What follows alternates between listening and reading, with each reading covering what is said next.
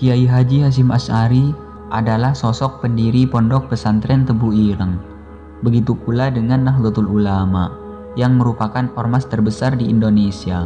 Kiai Haji Hasyim Asy'ari juga sering disebut sebagai pejuang dan pembaru karena kontribusinya tidak hanya untuk Islam, tapi juga untuk Indonesia. Seperti diketahui, beliau adalah pahlawan nasional yang menjadi tokoh penting dalam gerakan 10 November di Surabaya. Suatu ketika, beliau ditangkap oleh tentara Nippon Belanda karena dianggap melakukan pemberontakan.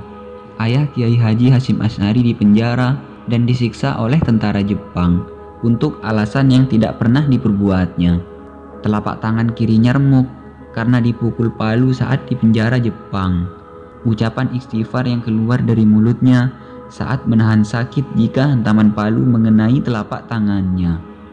Pada 1942, Kiai Haji Hasyim Asy'ari beserta beberapa santrinya ditahan karena melakukan penolakan terhadap Seikere atau sebuah penghormatan terhadap Kaisar Hirohito dan ketaatan kepada Dewa Matahari atau Amaterasu Omikami yang merupakan suatu kewajiban bagi rakyat Indonesia kala itu.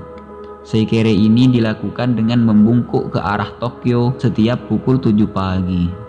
Kiai Haji Hasyim Asy'ari menolak Seikere karena hanya Allah Subhanahu wa Ta'ala yang patut disembah, bukan manusia, apalagi matahari.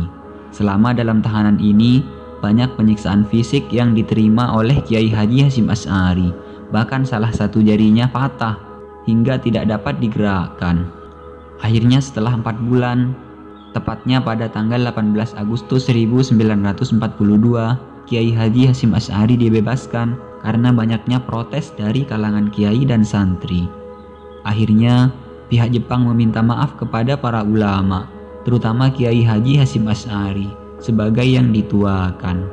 Sebelumnya, pada 1913, Intel Belanda mengirim seseorang pencuri untuk membuat keonaran di Tebu Ireng.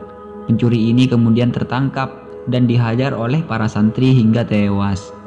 Tewasnya pencuri ini dimanfaatkan oleh Belanda untuk menangkap kembali Kiai Haji Hasyim Asy'ari dengan tuduhan pembunuhan.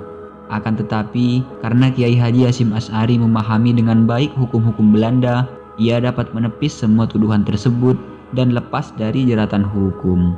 Lalu Belanda mengirimkan beberapa kompi pasukan untuk menghancurkan pesantren Kiai Haji Hasyim Asy'ari yang baru berusia 10 tahun kala itu. Bangunan pesantren porak-poranda dan kitab-kitab hancur serta terbakar. Perlakuan Belanda berlangsung sampai 1940. Meski mengalami beberapa kekerasan di dalam penjara, kakek dari Kiai Haji Abdurrahman Wahid ini tidak menyurutkan sedikit pun semangat menegakkan agama Allah dan tetap melantunkan ayat-ayat suci Al-Quran dan mengulang hafalan hadis-hadis dalam kitab Al-Bukhari.